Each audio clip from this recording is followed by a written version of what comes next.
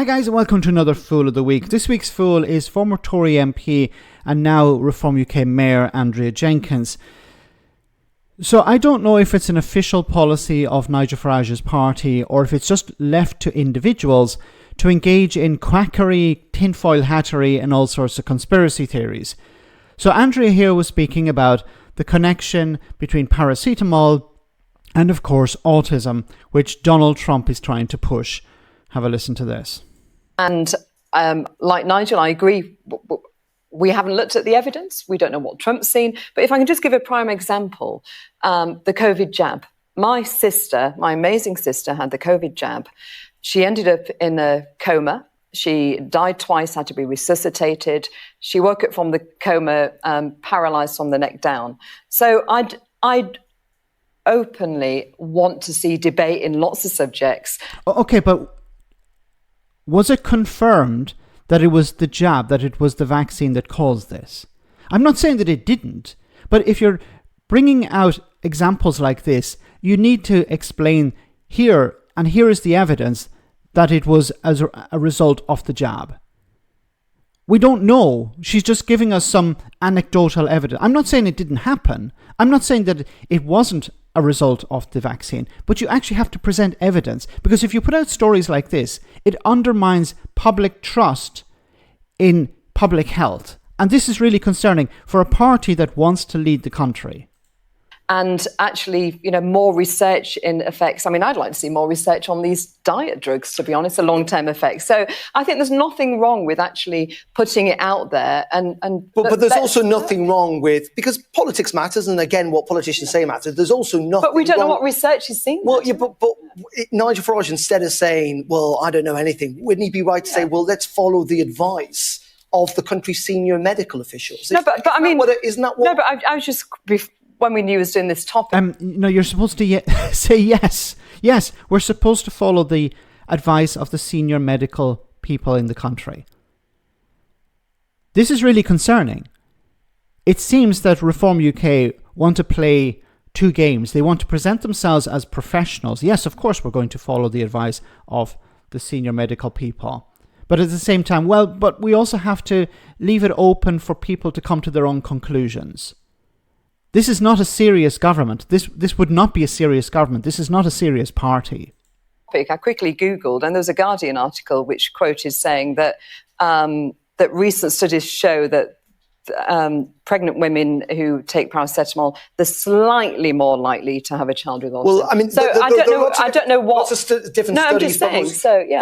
But we also know that most medical experts don't necessarily agree with that outcome. And we also heard from I'm Michael just looking Gove. at a Guardian article. Well, but we also heard from Michael Gove last night, who very interestingly said that actually autism, there are a lot of people with autism. But don't you think we ought to look actually in drugs full stop and the impacts? I think that's important. No, What do you mean we? I hope you mean the scientists. Let the scientists do the research, not people come to their own conclusions. That's what scientists do, not necessarily. But I think the pharma have become too powerful, and we've got to make sure we actually look at long-term effects. Hang on. Okay.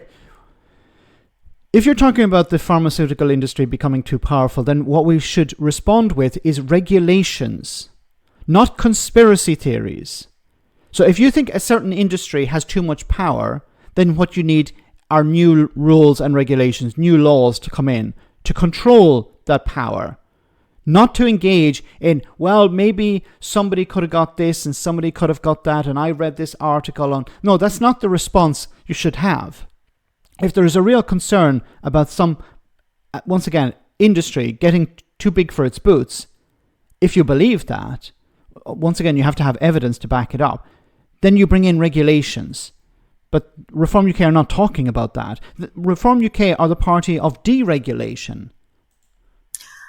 Pharma companies and scientists do research. They're not allowed to license drugs without doing controlled trials on thousands and thousands of subjects. Having a debate about medicine, especially one as important as this, where you have a very, very serious topic, that is autism, and you have another very serious topic, that is damage to children and parents in pregnancy. It's irresponsible. It's not, there's no harm. Of course there is harm. It's irresponsible not looking into stuff, though. Are you a scientist, Andrea? Because I'm not, and neither is Nigel. And Wonderful. This should be the response. This is my response when I encounter people on the street who are like this. I say, look, I'm not a scientist, so I don't know all the details. I don't have all the information in front of me. So I leave it to the scientists to do the research and to come to their conclusions. And generally, I will go with what the scientists have to say. And we can apply this to anything. Like, for example, Andrea Jenkyns, I imagine if she was having a heart attack, she wouldn't Google it. She would call an ambulance. She would rely on medical science. But isn't it weird that when we're talking about vaccines, or we're talking about autism, or we're talking about certain conditions, politics has to be injected into it. People's feelings have to be injected into it. And we no longer rely on medical science or the scientists in general. This is once again extremely concerning, because you have a political party who has in the past engaged in some sort of dodgy behaviour on a number of issues, who could be running Britain soon. Nigel Farage could be Prime Minister.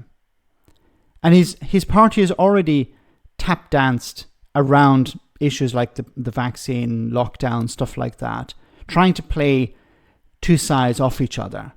Yes, we support protecting the public, but at the same time, people have the right to ask questions, to be skeptical. You need trust in society. A big problem with Reform UK is they have built their entire platform on undermining trust between citizens and government in order to win power. So when they eventually do, and hopefully they don't, but if they do, they're going to find themselves in a position where if they're trying to encourage people to take a vaccine or to follow rules or whatever, they're going to have serious problems because they have undermined trust between citizens and the state. Let me know in the comment section, guys, what you think, and I'll see you in the next video.